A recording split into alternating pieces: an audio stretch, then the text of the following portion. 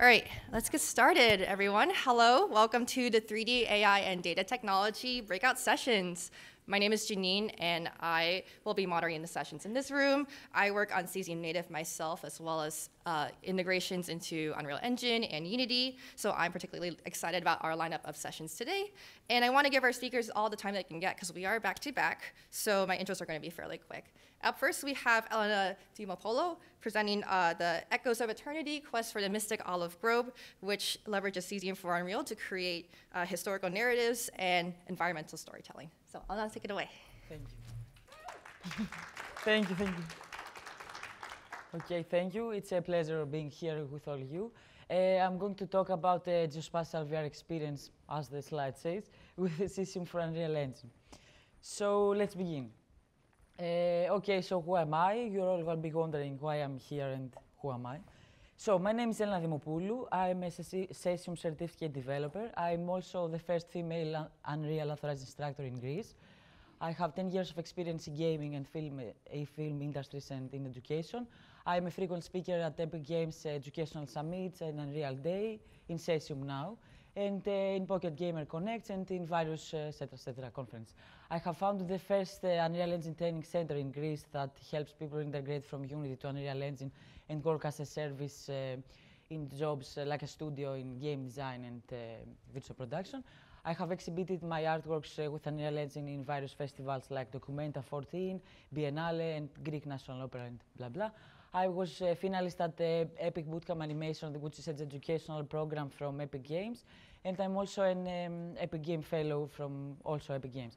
I created the first Greek game that finally went to Unreal Fest Seattle, and I'm also a founder of a collective with developers, researchers, and educators that we design with art and tech workshops in kids with special needs, for old people in remote islands that don't have infrastructure with technology, and many things with inclusivity. I'm also Women in Games Ambassador and mentor on Women on Top in Greece, and I help women get into the industry that is very difficult for us.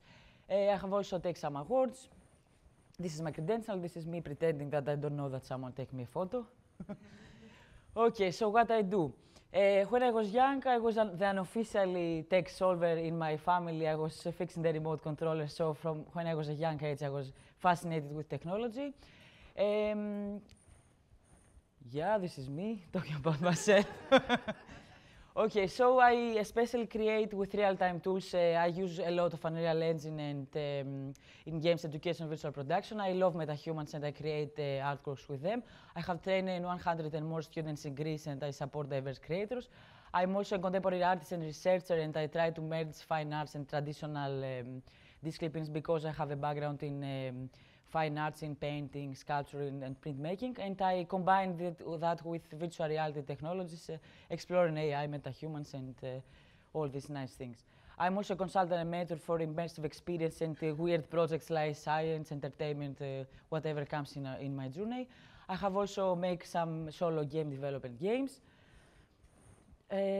Yeah, right now I'm authoring also a book, a virtual that is for beginners in virtual reality with a collaboration of Pact and Epic Games, and it's going to have some chapters about how to integrate Cesium 3D tiles about training and simulations. So these are some of my GIFs with MetaHumans and digital humans that I do. This is some of them also. So let's talk about the basic thing that I also created a game that was called Echoes of Eternity, that was showcased at the Greek Pavilion during the Malta Biennale. That was an Unreal Engine game that used the technology of Cesium. And Malta Biennale was the first time at 2023 that was first created. So it has they did an open call about submission, about artists. And I did my submission with the Cesium platform. I created a game with MetaHuman Unreal Engine and leveraging Cesium technology. And this was also my submission for being a Cesium certificate developer. So if you want to talk about that later, I will be here to also show my submission if Cesium accepts that. So this is a photo from the Biennale, this is also a Cesium that I use, the earth that I use in my game. This was the intro of the game that was called Echoes of Eternity, and you had to find the olive tree that was like the last in the earth that was remaining. So this was the mission in the game. So you were at the year 2050 and the earth was dying. So you were a scientist and you had to find the olive tree. So this is some pics from the game. I had also leveraged an AI NPC with Convey plugin that you could talk to her. And she was guiding you to the journey of finding these olive trees. So this is one of the olive trees inside the game. So I used Cesium because it has real-world data terrain accuracy, and I'd love to have the streaming 3D tiles exactly of the Malta location that was also showcased in the exhibition. This is also some photos. Okay, this is the technical pipeline breakdown that I used the Cesium plugin, the Unreal project, and the geolocation. Some photos also from the game. The architecture of the game was that I had a custom metahuman replaced by a mannequin, and it was a third-person experience. It was very difficult because I had to integrate that on a virtual reality headset. You had guides into the game on the up of your left, so that you had the missions and the tasks and all the puzzles that were there. It was also accurated in the exact location. This was kind of the installation design. It was a small black room that the chair was spinning, and you were wearing the virtual reality, and you had spatial sound, and you were seeing also in some screens some videos of the game. And this was like when you were fighting the 5 olive trees, the game was ending. It was very simple because it was meant for an experimental artwork in an exhibition, so it was not like the traditional video games. It didn't have no violence. It was about climate and environment awareness. So the progression was that you interact with Artemis, was the NPC that she was telling you where to go and what solve quests and puzzles you had to find, so you could go into the game and the next levels. This is some photos that you see here. It was up and left. It was the Malta port of the exact location where the Biennale was currently exhibited. In the right, you will see the protagonist with one of the olive trees that was inside the Cesium 3D tiles. This was how the game was working.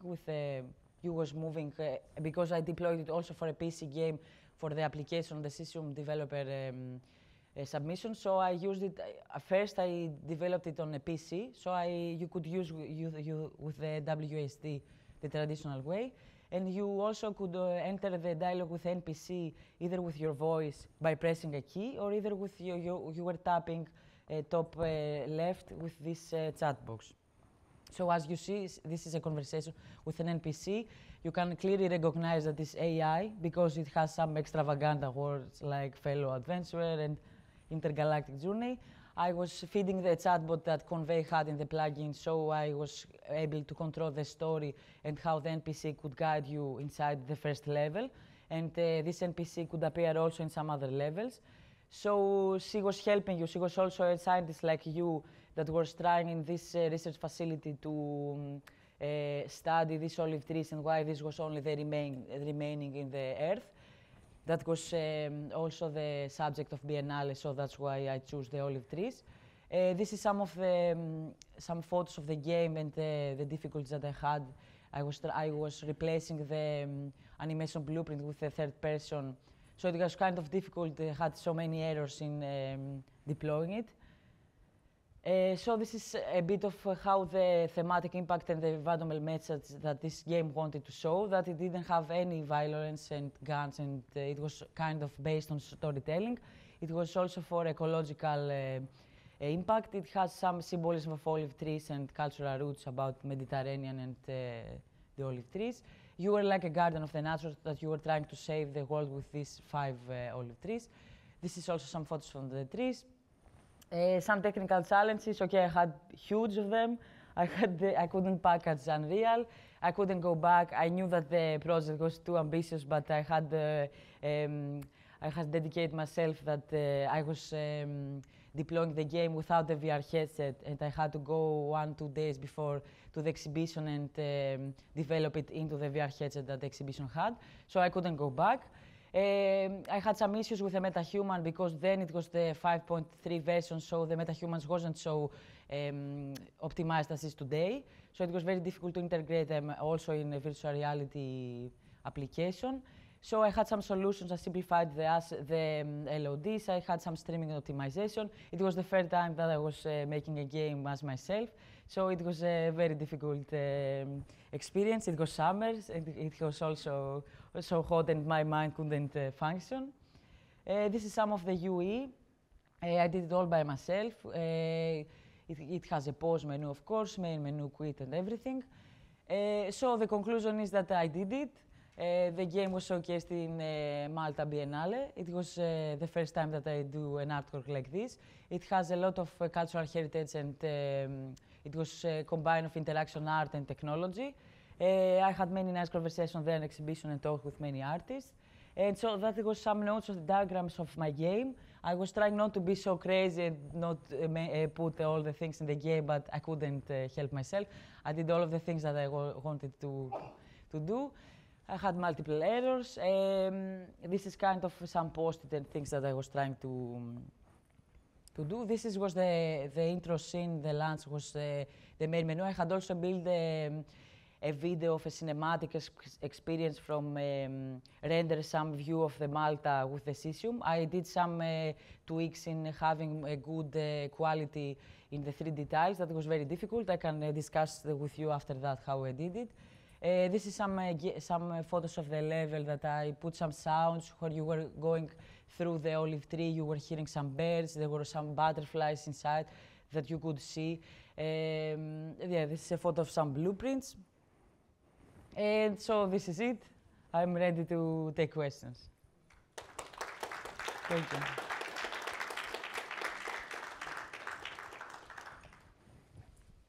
So who has the first question? Hi, my name is Kunle. You said that you ran into some issues and you were able to solve them.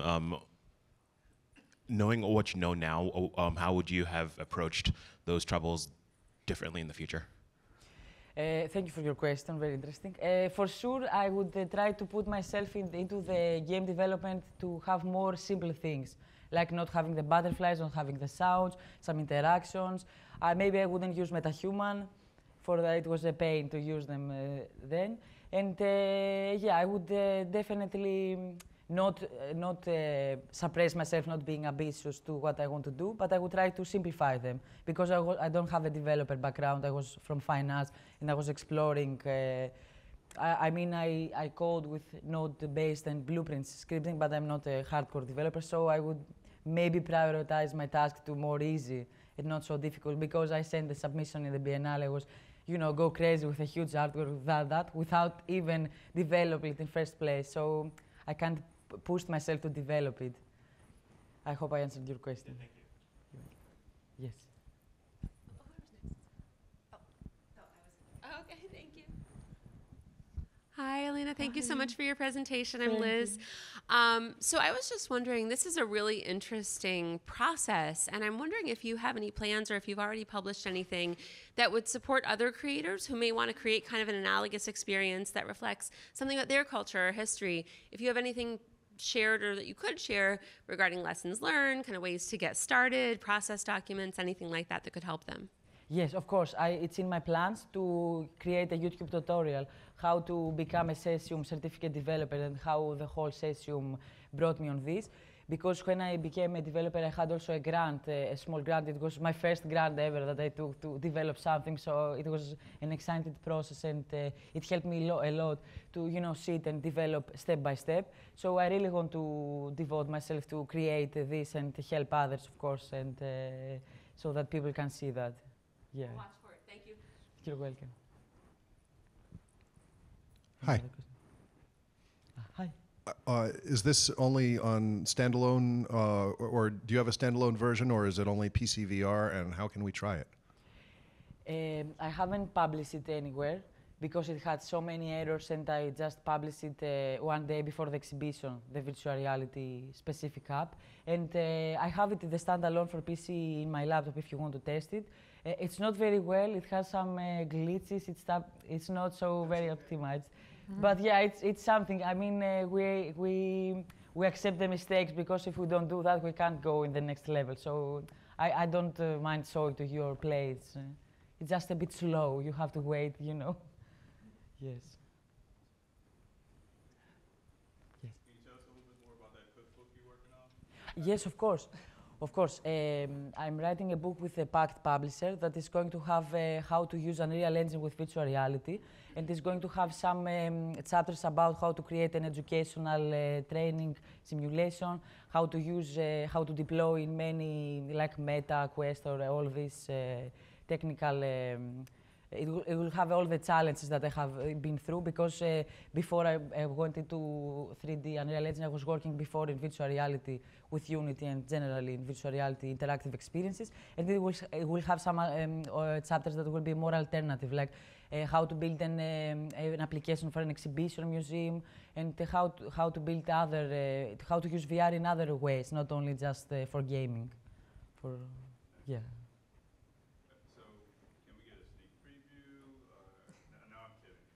No, it's going to be uploaded. It's going to be announced in Amazon. The one I think or two chapters, and I can say I forgot to share that I have also a server that is a community server that I use with people in Greece and with women in general, whoever wants to mentor. Because when I was young, no one mentored me. I'm from Greece. That industry is not so big and constantly growing. We have only indie developers, so I try to mentor as many people I can, so I can share with you the Discord server. I don't know how I can share it, but maybe if you give me your emails, I can send you the Discord. That I have updates. I also send their job opportunities offering and whatever I find that will be valuable or helpful to everyone. Yeah. Hi, I'm Jill. It's nice to meet you. With all of the softwares you used, being Unity for game development, Unreal for Meta and for VR, and then also the Cesium for environments, how would you recommend keeping all of the software straight as well as working together with the limitations of the technology, like a laptop or a PC that you're working on? That's a very interesting question, and thank you for that. Because when I started with all this 3D and virtual reality application, I didn't have a laptop. But I searched how I can use a virtual machine. I rent a very, I think it was cheap then, it was like $30 or 29 euros or dollars, something like that. So I used that. I also was in a university, so I had the chance to use a lot of this technology infrastructure there. But I would say that don't let that limit you, because you can also find ways to, you know, either work with low graphics or go to older versions like Unreal Engine 4 or anything, and, you know, just ship and deploy your game with the limitations, and don't stop yourself from that. Yeah. Okay, one last question. Hi, my name is Julian. One question that I have for you was, what was your ideas, or what were some things you were brainstorming when you were coming up with the story about the olive trees and the trees disappearing in 2050? Sorry, I didn't listen to the last part. What were some ideas and brainstorming ideas that you had when you were thinking of the story with the 2050, with the trees disappearing olive trees? Yeah, thank you. Okay, so because I have a background in fine arts and the university that I studied is a little bit of strict and difficult, they were putting us, I was putting from a young age in a situation that I have to think about how to create an artwork, the narrative and the art statement behind of it and everything. So when I have many ideas, a lot of ideas that also are undeveloped. So when I get to develop that, I thought also with what I have, I mean, I thought the technology and the capabilities that I have, and I choose, for example, MetaHuman because I love MetaHumans, and the narrative about Olive Tree was about, I started an idea like, I put the words and the key of them. For example, tree, what is tree? Tree, we have like an environmental crisis today. What would be a solution, and what would be the message and the impact of the viewer in the exhibition that we wanted to see? So I think it's kind of that, like from the outside of from the artwork, like what I wanted to see in an exhibition. So that something from the exhibition stays with me, like I live in the room and have something in me from this experience. Thank you. Well, thank you everyone for your questions. Let's give another hand to Elena. Thank you. Thank you.